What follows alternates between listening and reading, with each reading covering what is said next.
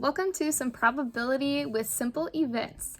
So what we're going to do today is I'm going to use a visual to show you how to calculate the probability of a simple event happening.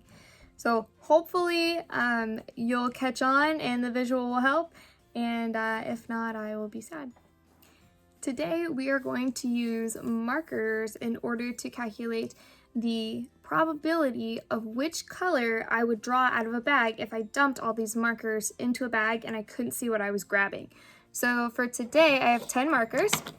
I have 3 yellow, I have 5 blue, and I have 2 purple. So for example, I might ask, what is the probability that I am going to draw a purple marker out of the bag? We can calculate that. Or I might ask, what's the probability that I draw a purple marker or a yellow marker? We can find the probability of that as well. So I'm going to go ahead and get started and show you a couple examples using these 10 markers, and then you can try some problems on your own. For my first example, I've got with me all my blue, yellow, and purple markers, and what I want to find is what is the probability of choosing a blue marker. So anytime you see the letter P with parentheses right next to it, it means it's asking you what is the probability of picking what is inside of the parentheses. So in this case, I put a capital B, it just stands for blue. It could have been the whole word spelling out blue. What is the probability of grabbing blue? I just wanted to do a capital B just to make it short and sweet. Now, one thing that you need to understand is when we're talking about the likelihood of an event, the probability of an event happening, that number that you're going to end up with in the end is going to be between 0 and 1. With 1 representing, yes, 100% it's going to happen. You're going to choose blue. Now, other numbers, it might be 1/2, because that's between 0 and 1. So that means that you would have a 50% chance of choosing that number or not. So let's get started on finding out what the probability of drawing a blue marker out of a bag would be if I dumped all 10 of these in the same bag and grabbed one randomly. So the first thing that I am going to show you is just kind of like our formula. When finding the probability of an event, what you need to know is on the top of the fraction that we are creating, you want the top, this is what you want.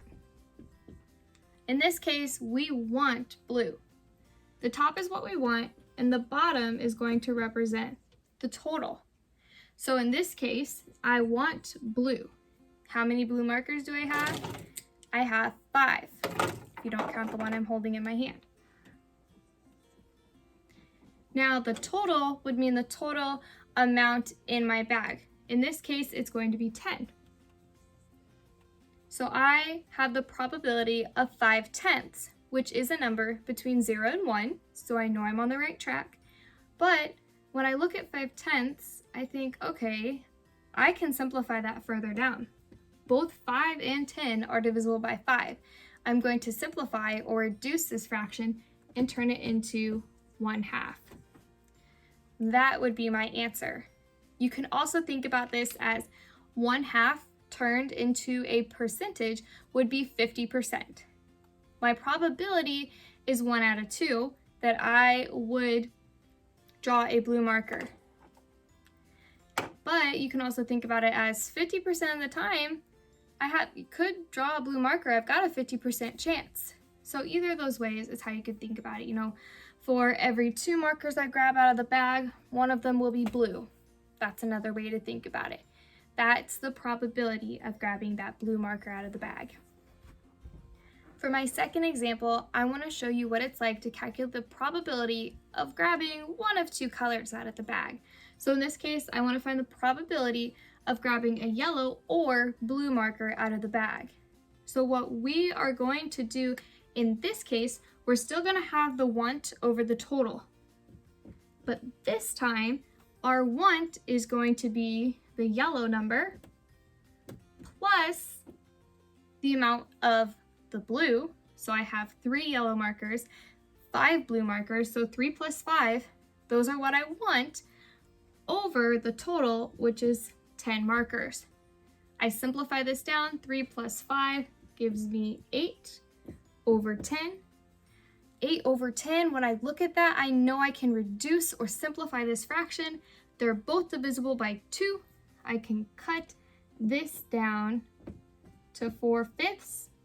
I cannot simplify 4/5 any further, so I'm going to stop right there.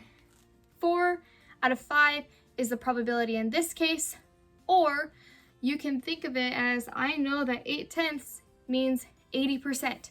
I have an 80% chance of grabbing a blue or yellow marker, which makes sense because think about it.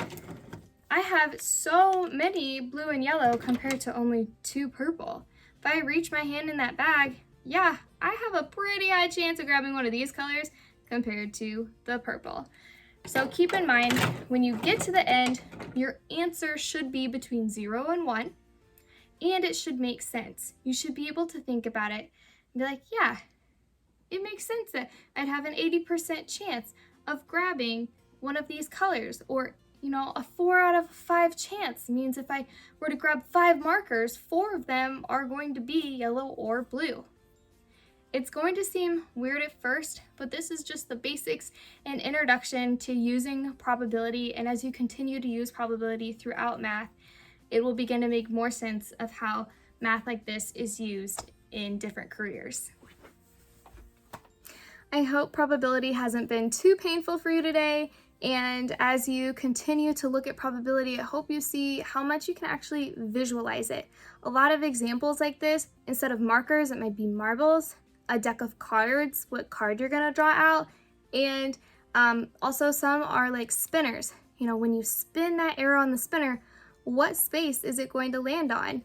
And what you'll find a lot of times is with the cards, it's really cool. You can play all these mind games with your friends once you get really good at it.